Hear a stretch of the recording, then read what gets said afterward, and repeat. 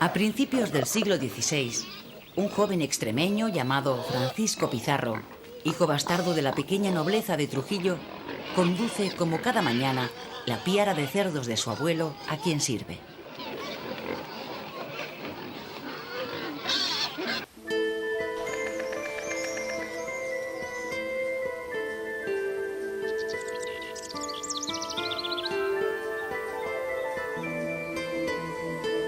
En la España que se fragua tras la Reconquista, la cría de cerdos es señal de prestigio, ya que permite a los dueños de estos animales, odiados por moros y judíos, exhibir abiertamente su pureza cristiana. ¿Osáis probar mi espada?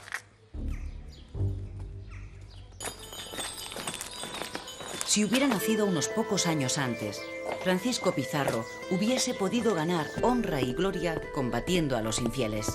Pero esta época heroica había finalizado y con ella la posibilidad de ascender socialmente en función del valor en las batallas. En Extremadura, la lucha por la tierra era especialmente cruenta entre las distintas facciones nobiliarias surgidas de la Reconquista. De entre una muchedumbre de hidalgos empobrecidos, antepasados del Don Quijote de Cervantes, saldrán los hombres llamados a realizar la más sorprendente y excepcional epopeya hispana.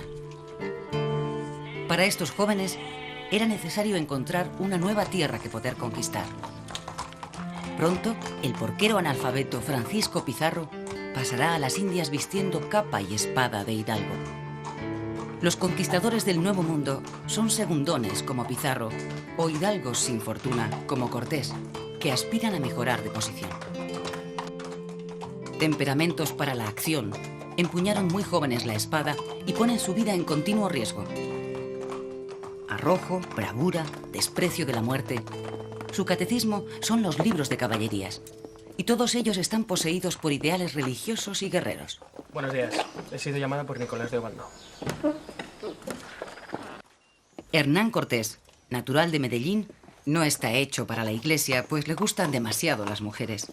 Ha estudiado en Salamanca y ejercido de escribano en Valladolid, pero le tiran más las armas que las letras. Incluso ha pensado en pasar a Italia con el gran capitán. Nicolás de Obando lleva ya un año gobernando la Española. Nicolás de Obando, gran comendador de la Orden de Alcántara y gobernador de las Indias. Acercaos. Ahora viene a Extremadura a reclutar gente para las nuevas conquistas.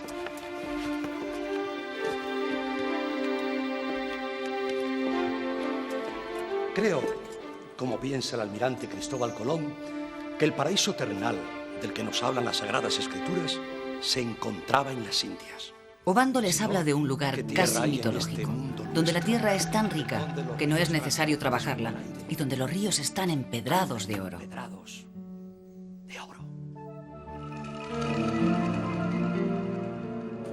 La emoción que Obando pone en su relato consigue que la mayoría de estos jóvenes partan con él hacia la Española. La fama, la riqueza y el poder están en las Indias y allí van a conquistarlas. No vayáis. No vayáis, señor.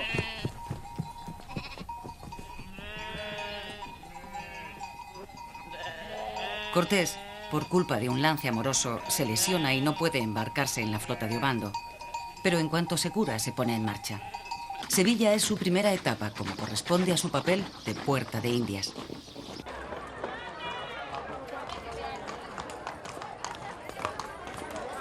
La Sevilla que recibe a Cortés crece a golpe de noticias de ultramar. El movimiento de su puerto revela el interés por navegar al otro lado del océano.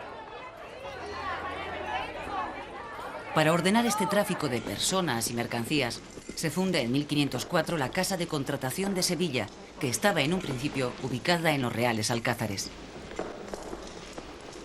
La Casa de Contratación funciona también como escuela de pilotos y navegantes, y dados los continuos descubrimientos, se nombra a un grupo de geógrafos para mantener los mapas al día.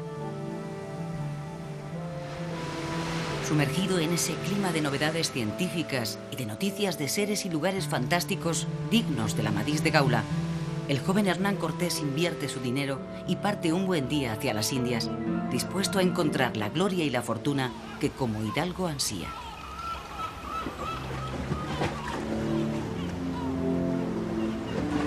Cortés deja atrás una Castilla conmovida por la muerte de Isabel la Católica.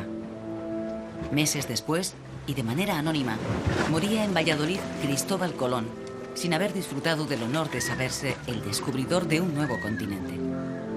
El bautizo de las nuevas tierras le corresponderá a un florentino comerciante y viajero llamado Américo Vespucio. Su intuición de que no es la India, sino un mundo nuevo, lo que se halla al otro lado del océano, conmociona el humanismo europeo.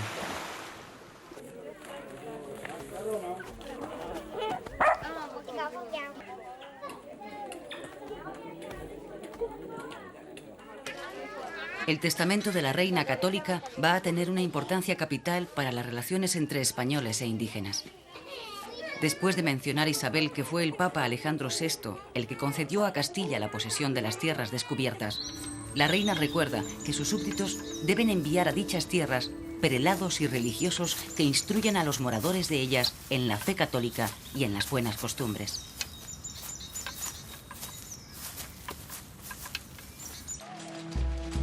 La corona ha creado la figura del encomendero, al que se le conceden tierras y 50 indios para que la trabajen durante un mínimo de 5 años.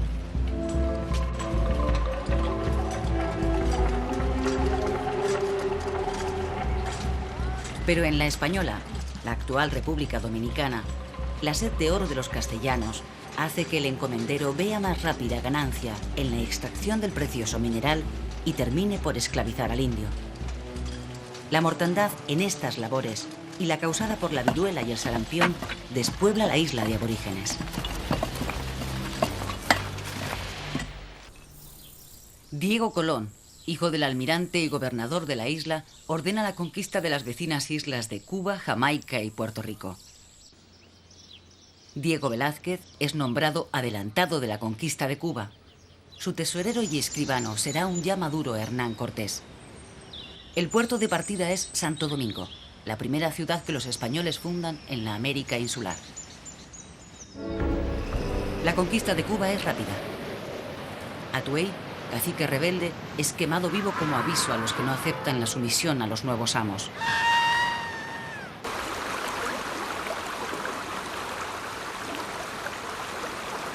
Velázquez nombra a Hernán Cortés alcalde de Santiago de Baracoa. El de Medellín se dedica con éxito a la cría de vacas y caballos en su encomienda.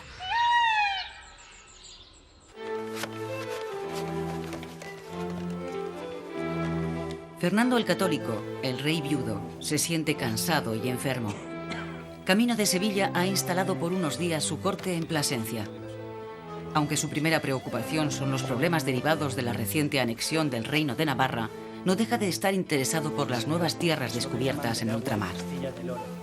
La corona anda escasa de recursos y el monarca recuerda a sus consejeros que hasta ahora las Indias solo han producido gastos, pero ellos le transmiten las buenas noticias que llegan de allá.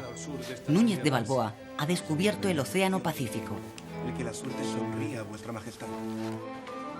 El clérigo sevillano Bartolomé de las Casas ha conseguido, gracias a su amistad con el confesor del rey, ser recibido en real audiencia en la ciudad extremeña. Lleva en las Antillas 13 años y ha presenciado tal número de abusos que su conciencia como hombre y como cristiano le obliga a poner estos males en conocimiento del rey. El mayor mal, Alteza, radica en la encomienda y en el repartimiento que sus detentadores disfrutan. Bartolomé pide al soberano que ponga fin al sistema de esclavitud al que los encomenderos habían sometido al indígena. Escandalizado por la masacre que se estaba cometiendo contra la población de las nuevas tierras, el dominico propone la creación de poblados para indios donde estos trabajen en paz, tutelados por ministros de Dios que les protejan contra la codicia sin límites de los nuevos colonos.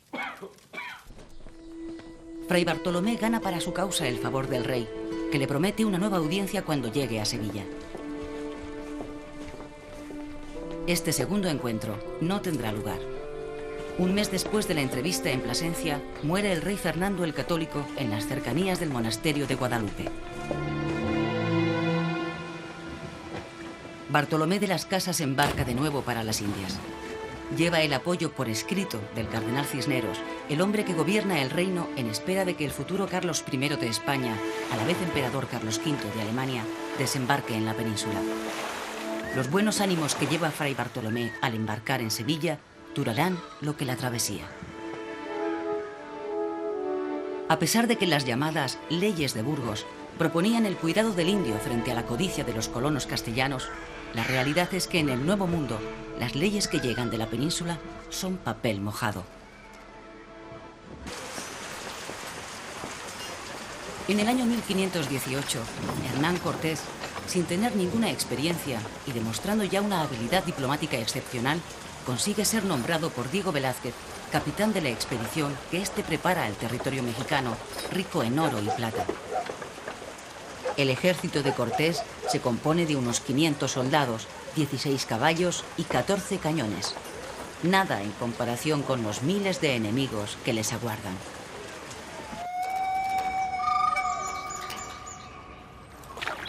Al desembarcar en tierras mexicanas, Cortés entra en contacto con los mayas. La jungla ha devorado los restos de sus antiguas ciudades y pasan inadvertidas para los españoles. Los mayas fueron una gran civilización, pero ya solo son un pueblo en decadencia sometido al imperio azteca, la etnia dominante en aquel momento, los también llamados mexicas.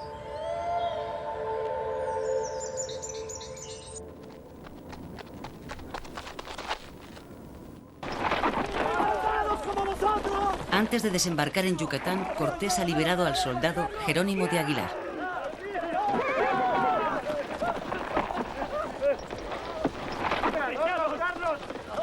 Hecho prisionero por los indios, Aguilar fue esclavizado durante años, lo que le permitió aprender el maya.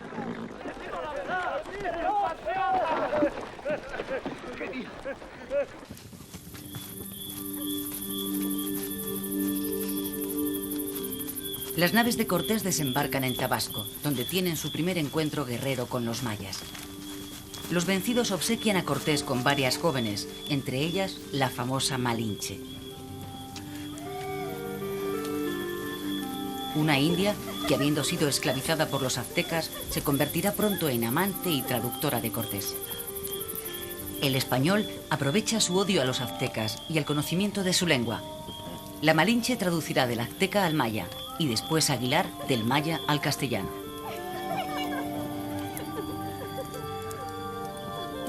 La india, bautizada Doña Marina, será una personalidad clave en la conquista de México. Gracias a sus consejos para manejar la frustración de los distintos pueblos sometidos por los aztecas que se irán sumando a las tropas españolas, Hernán Cortés consigue diseñar un plan que le permitirá con muy pocos hombres acometer la confrontación con el entonces todopoderoso imperio liderado por Moctezuma.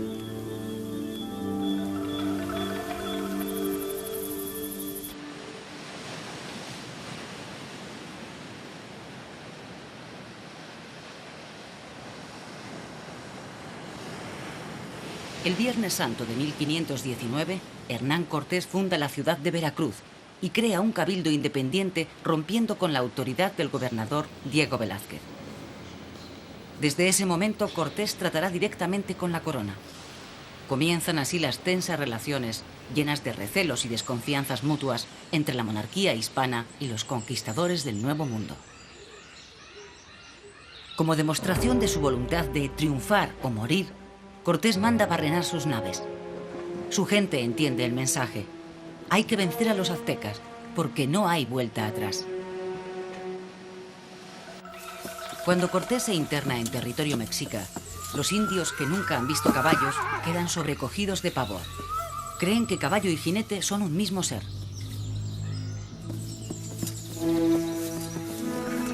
La habilidad diplomática y guerrera que Cortés demuestra una vez más consigue llevar a sus hombres hasta la ciudad de Tenochtitlán, la capital azteca, que deja boquiabiertos a los españoles. Encuentran una ciudad construida en medio de un lago, llena de actividad, poblada de palacios y templos piramidales, mercados y hasta parques zoológicos. Los cronistas de la época la comparaban con Venecia o Constantinopla.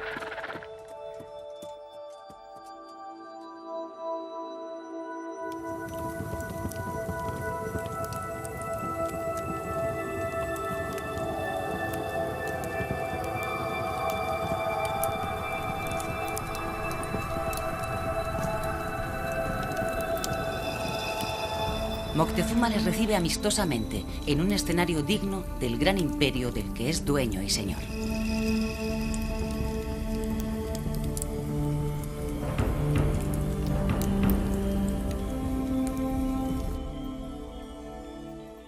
Los monarcas aztecas se elegían entre los miembros de la familia real. Su poderío militar se imponía sobre un territorio dividido federalmente. No utilizaban la moneda y su escritura no estaba desarrollada como en su tiempo estuvo la maya. Era una sociedad muy religiosa con una poderosa casta sacerdotal que recurría a los sacrificios humanos para aplacar a los dioses. La calurosa bienvenida que el emperador de los aztecas dispensa a Cortés es sorprendente y solo se entiende si se da la razón a las antiguas leyendas en las que se basaba una creencia común entre los pueblos amerindios que van desde el actual México hasta el norte de Argentina y Chile. En la memoria de todos estos pueblos persistía la idea de que en tiempos muy antiguos, unos hombres blancos y barbados provenientes del mar que mira a oriente llegaron a sus tierras, se mezclaron con ellos y les legaron conocimientos nuevos. El cacique de estos dioses blancos era conocido como Quetzalcóatl. No es de extrañar que la llegada de los españoles a esa América del siglo XVI fuese reconocida como la vuelta de los dioses que preconizaban los antiguos códices. Hernán Cortés debe ausentarse de Tenochtitlán para enfrentarse a las tropas del burlado gobernador de Cuba y deja el mando a Pedro de Alvarado. El lugarteniente del conquistador no tiene la misma habilidad diplomática que él y en ausencia de Cortés masacra a una parte de la nobleza mexicana e instaura un despótico gobierno. La rebelión de los aztecas está a punto de hundir la hasta entonces triunfante empresa colonizadora. En el enérgico contraataque azteca se produce el mítico episodio de la Noche Triste.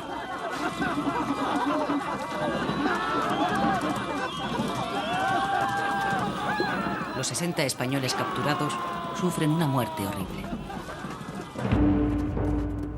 Después de vencer a las tropas de Diego Velázquez, Cortés regresa a Tenochtitlán.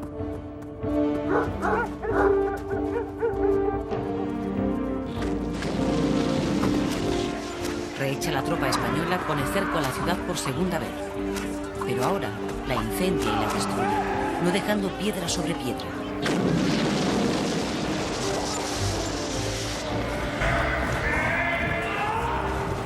Muerto Moctezuma y liderados por su hermano Cuauhtémoc, los aztecas se defienden con bravura. La superioridad de las armas de fuego españolas acaba con la resistencia y Cuauhtémoc es torturado y muerto por los españoles para arrancarle el secreto del supuesto tesoro de Moctezuma.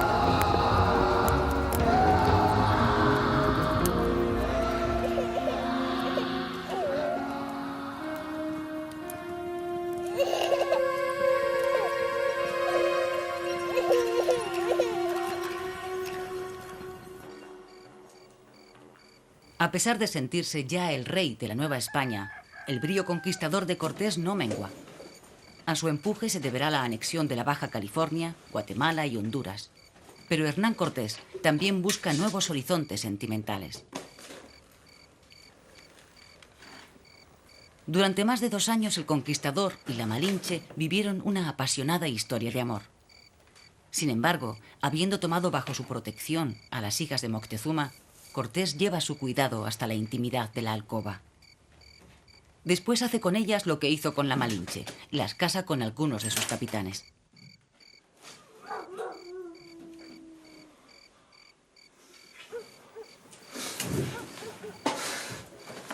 La sangre imperial de los Moctezuma dará pie al nacimiento de una orgullosa nobleza mestiza. Fruto de los amores entre Cortés y la Malinche, nació Martín Cortés, un hijo al que el conquistador quiso entrañablemente.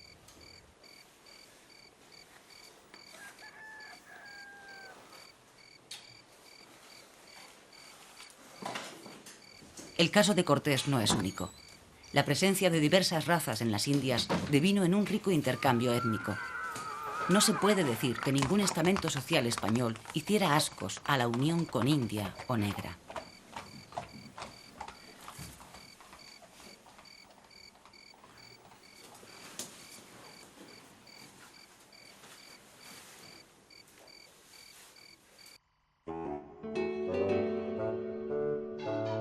Se conoce como mestizos a los hijos de español e india. Socialmente estaban considerados por debajo de los criollos, españoles blancos nacidos ya en América. Fueron los mestizos uno de los grupos más activos en su capacidad de rebelarse contra la autoridad real para buscar un lugar en el estamento indiano. Los mulatos, hijos de español y negra, y los zambos, hijos de negro e india o viceversa, constituían las clases inferiores del entramado racial de las Indias. El color de la piel abría o cerraba muchas puertas en la nueva sociedad colonial.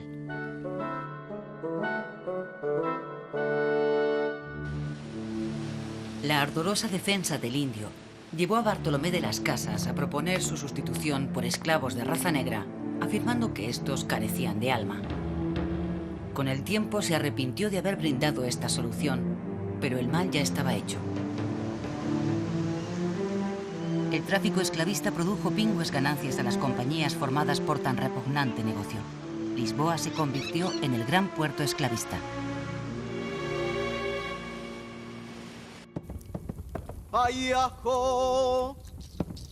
El choque de razas y culturas que se vivió en América no solo produjo destrucción y muerte. Muy pronto, la comunidad científica europea manifestó su interés por las culturas recién descubiertas. El franciscano Toribio de Paredes consiguió salvar del fuego los códices aztecas en los que se expresaba a través de dibujos el sentir de los vencidos. Otros, como Fray Bernardino de Sahagún, también franciscano, o el jesuita José de Acosta, se preocuparon por estudiar de primera mano el pensamiento y costumbres de las diversas etnias amerindias.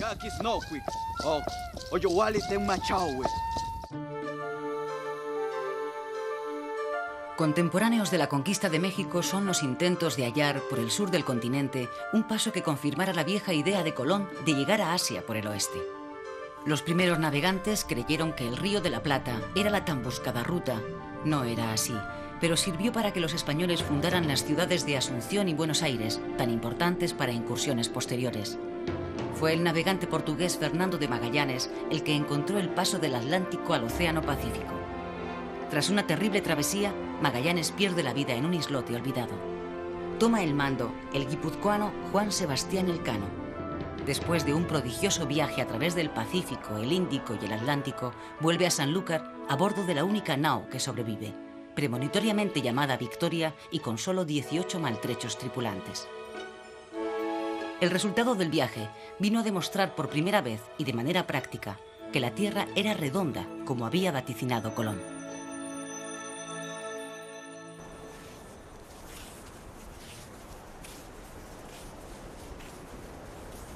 Un grupo de españoles, buscadores de quimeras como tantos otros, ha quedado aislado en una isla de la costa del Pacífico. Desde que salieron de Panamá hace ya un año, todos son desdichas y fracasos. El mítico Perú, un país con fama de poseer inmensos tesoros, no aparece. Solo selva y playas desiertas. Por fin llegan 2 barcos enviados por el gobernador de Panamá con la orden de que regresen. Pero uno de los capitanes, el bastardo de Trujillo, Francisco Pizarro, se niega. Lleva ya 25 años rodando por las Indias detrás de la esquiva fortuna. Ahora, a los 52 años, desesperado, se juega su destino a una carta.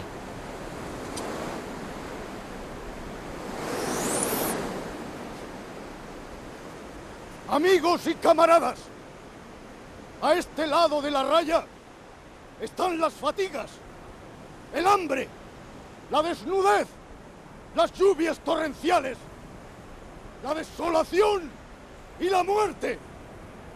A este, el bienestar y el placer. Allí, el Perú con todas sus riquezas. Aquí, Panamá y su pobreza. Que cada cual escoja lo que más conviene a un valeroso castellano. Yo voy hacia el sur.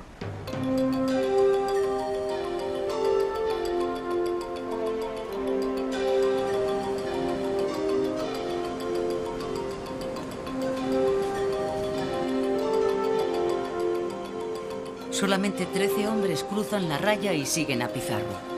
La historia los conocerá como los 13 de la fama. Pizarro vuelve a Panamá con oro suficiente para animar la conquista del Imperio Inca.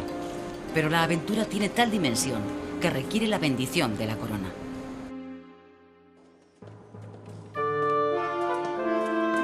Pizarro se traslada a la corte y es recibido por el emperador Carlos V. El capitán Francisco Pizarro.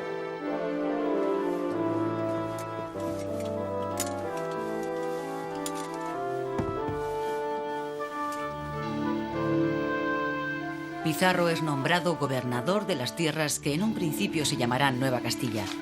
Tendrá derecho a fundar ciudades y explorar y adueñarse de hasta 200 leguas al sur de Ecuador.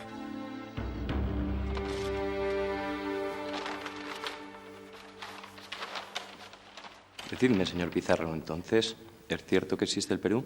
El Perú existe, Majestad. Yo he llegado hasta la ciudad que llaman de Tumbes, y sus naturales me brindaron su amistad.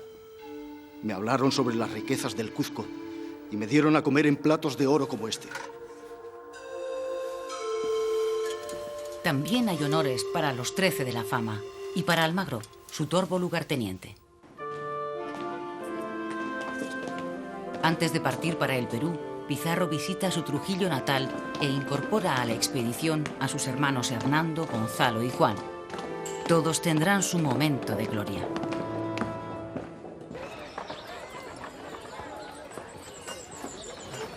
A la tropa de Pizarro y Almagro les está esperando el llamado Imperio del Sol, creado por el inca Manco Cápac en el Titicaca 100 años antes.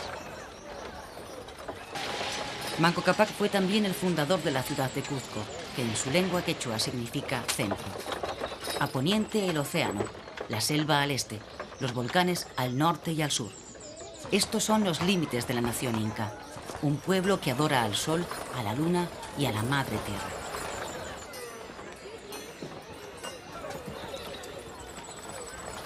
Cuando Pizarro y sus huestes desembarcan en tierras del Imperio del Sol, se encuentran con que el inca reinante ha muerto y sus hijos Huáscar y Atahualpa se disputan el poder en una lucha fratricida que favorecerá los planes de Pizarro.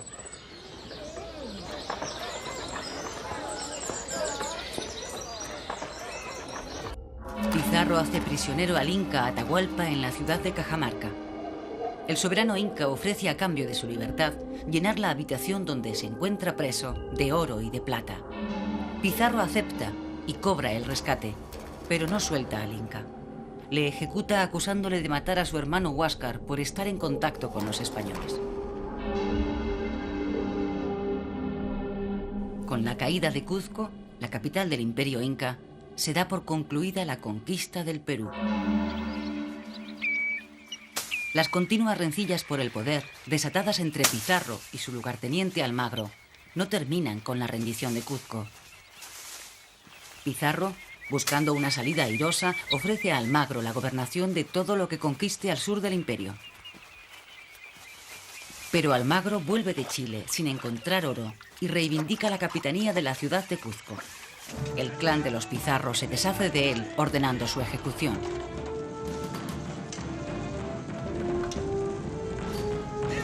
Los seguidores de Almagro vengan el asesinato de este, matando al conquistador del Perú. Francisco Pizarro muere a los 65 años, trazando con su sangre una cruz en la tierra donde cae acuchillado.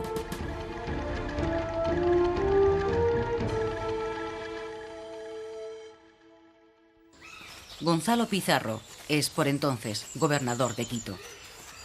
El hermano menor de los Pizarro sale en busca del País de la Canela, un supuesto lugar amazónico cuya riqueza interesa al Consejo de Indias, organismo creado por Carlos V para legislar y gobernar el variopinto mundo de intereses que se estaba gestando en territorio americano. Gonzalo Pizarro les ha engañado. Su objetivo secreto es hallar el Dorado.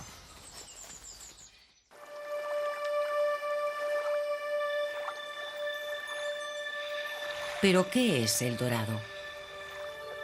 Los campesinos y súbditos muiscas ofrendaban a su rey con presentes de oro que lanzaban al fondo de la laguna de Guatavita, a 60 kilómetros de Bogotá, en señal de sumisión y buen augurio. La leyenda de este rey cubierto de polvo de oro dispuesto a bañarse en la laguna, dio origen a la leyenda del Dorado que muchos españoles convirtieron en una quimera, cuya búsqueda infructuosa les llevó a la muerte.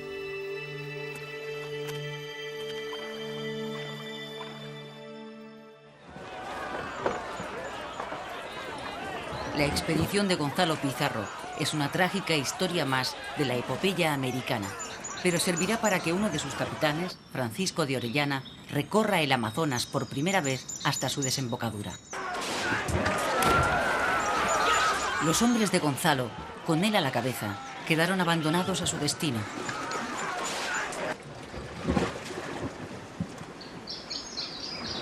Orellana, en cambio, lleva su nave río abajo hasta encontrar el Atlántico.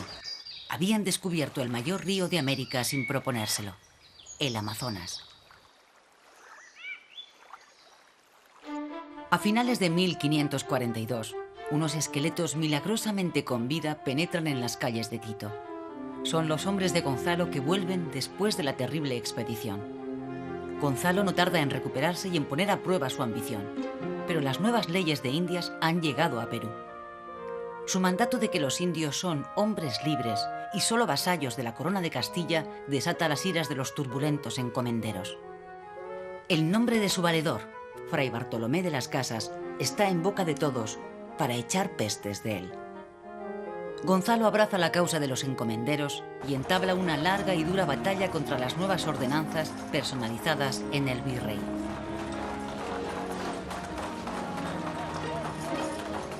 Con la presencia de los virreyes llegan a las Indias el orden civil y el militar, la presencia eclesiástica y legal a modo y manera de la lejana metrópoli. Las aventuras casi medievales de la conquista pasan a la historia.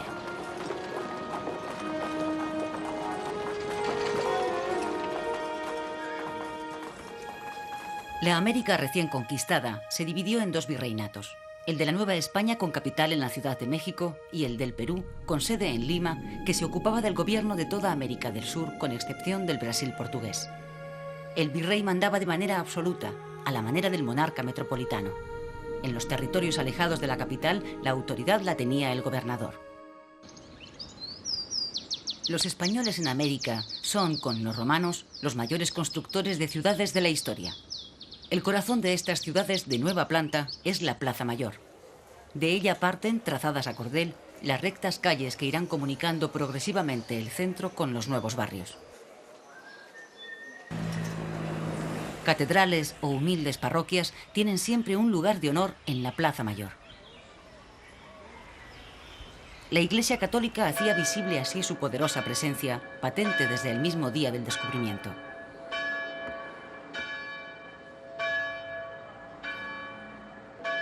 El estilo barroco predomina y pasa a convertirse en el estilo americano por excelencia.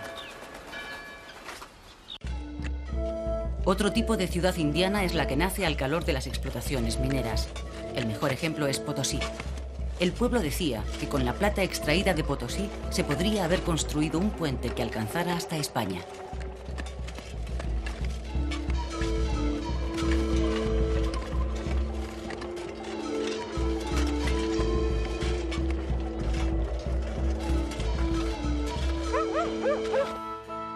La vida cultural en estas ciudades tiene un desarrollo temprano. Ejemplo de ello es la primera imprenta de México, fundada solo 15 años después de la caída de Tenochtitlán. El idioma castellano se impone con facilidad en el mundo de la cultura y el comercio, por encima de las numerosas lenguas indígenas del continente americano. Aunque el estudio de estas lenguas pronto llega a la universidad, como la primera cátedra de quechua en la Universidad de Lima.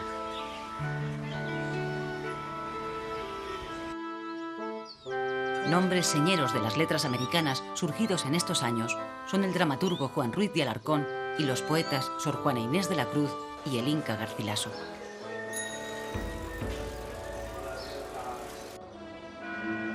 A finales del siglo XVI también empiezan a crearse las primeras misiones jesuíticas para proteger y evangelizar con mayor eficacia a los indígenas. La vieja idea de Bartolomé de las Casas empezaba a hacerse realidad. El mismo año que muere en Sevilla Hernán Cortés, regresa a España Fray Bartolomé de las Casas. El conquistador ha muerto sin que el emperador conteste a sus demandas y sin que sus asuntos económicos tengan el arreglo que Cortés deseaba. Carlos V aprovecha la vuelta de Bartolomé para promover un encuentro de juristas y teólogos que dictamine de una vez por todas sobre la legitimidad de guerrear y esclavizar al indio. La controversia entre las casas y su oponente Ginés de Sepúlveda pasará a la historia. Ante un tribunal de sabios, Sepúlveda asegura que los indios pertenecen a la categoría de seres salvajes a los que no es posible cristianizar sin someter antes mediante la fuerza. A lo que las casas rebate en su turno de réplica. Con más verdad podemos decir que los españoles sacrificaban a su diosa muy amada y adorada por ellos, la codicia, cada año en los que han estado en las Indias. Más gente que en 100 años los indios han sacrificado a sus dioses. Tras largas jornadas de controversia, no hubo un claro vencedor. No es la primera vez que en la España de la conquista se plantea un dilema moral ante los indígenas del Nuevo Mundo. Para demostrar que aquellos seres no tenían alma, se usaba el llamado requerimiento. Así se preguntaba a los indios si creían en el misterio de la Santísima Trinidad y en otras sutilezas religiosas. El indígena, estupefacto, no acertaba a dar el sí obligado y la falta de respuesta facultaba al español a esclavizarlo. Naturalmente, este sistema dio pie a todo tipo de abusos.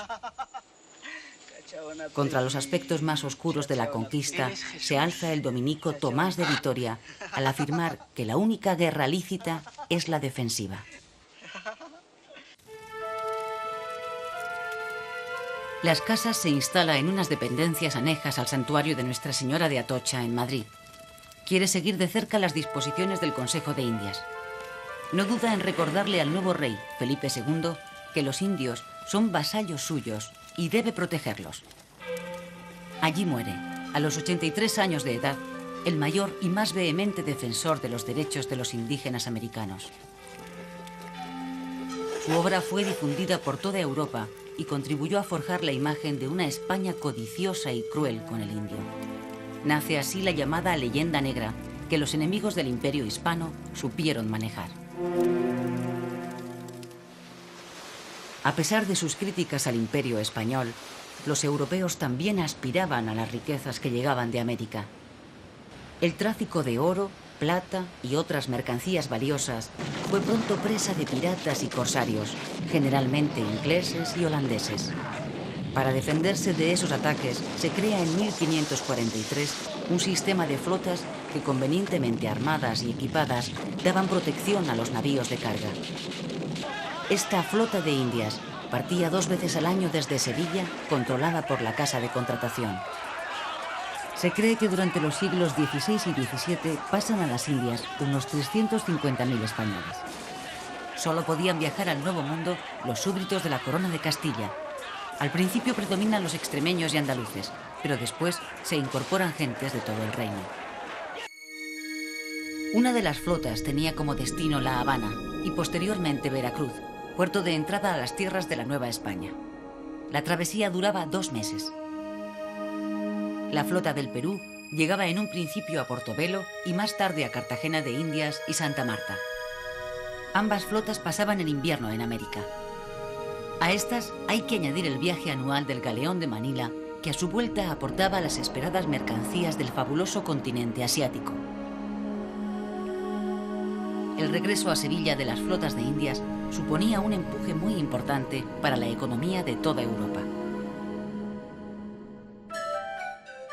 Los productos americanos provocaron la curiosidad y luego la apetencia en el Viejo Mundo. Tal fue el caso del maíz, los pimientos, las alubias, el tomate, el chocolate, más tarde la patata, alimentos exóticos que pronto se hicieron insustituibles en las mesas europeas. También es de procedencia americana la afición al tabaco, que primero se masticaba y poco a poco fue prendiendo en el Viejo Mundo. A cambio, Europa llevó a América el caballo y el ganado vacuno, porcino y lanar, que pronto sus habitantes hicieron suyo. La vid y el olivo tardaron en plantarse en el Nuevo Mundo porque los productores españoles cuidaron de alargar su monopolio. Productos originarios de Oriente Medio y la India, como el café y la caña de azúcar, hallaron en la Nueva América un fructífero desarrollo.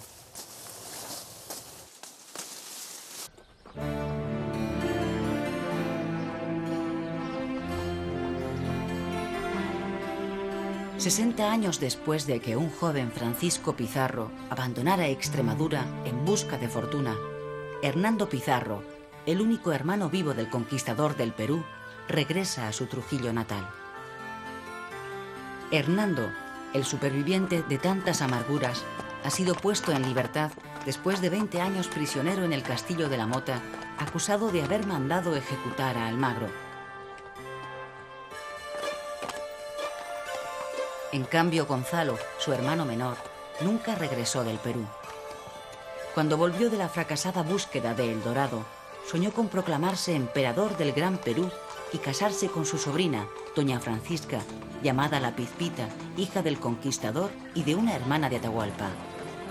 La unión de las dos sangres legitimaba para sus partidarios la corona que el gobernador Gonzalo había mandado fabricar.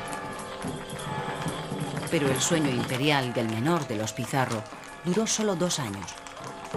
Los partidarios de la corona de Castilla le derrocaron y le cortaron la cabeza, que fue enviada a Lima como trofeo. Todos sus descendientes fueron expulsados del Perú.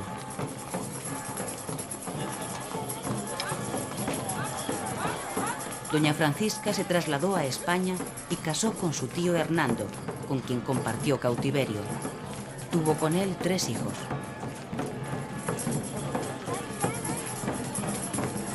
Ahora los Pizarro son recibidos como héroes en su tierra. Su vuelta a la libertad es celebrada en Trujillo con alegría y festejos. No en vano, Hernando es un hombre muy rico, pues al casar con su sobrina, controla el mayorazgo que el emperador concedió al gran Pizarro. Quiere recuperar la casa familiar y construir un palacio que recuerde por siempre las hazañas de los gloriosos hermanos.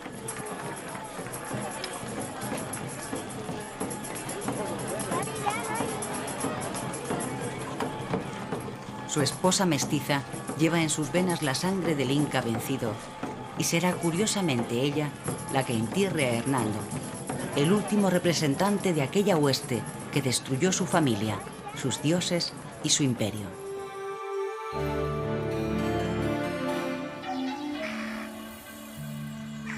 De la América conquistada, sobre el fondo lastimero de las víctimas inocentes, nos queda sobre todo el variado mestizaje y la riqueza cultural que supone el uso de una misma lengua a uno y otro lado del océano.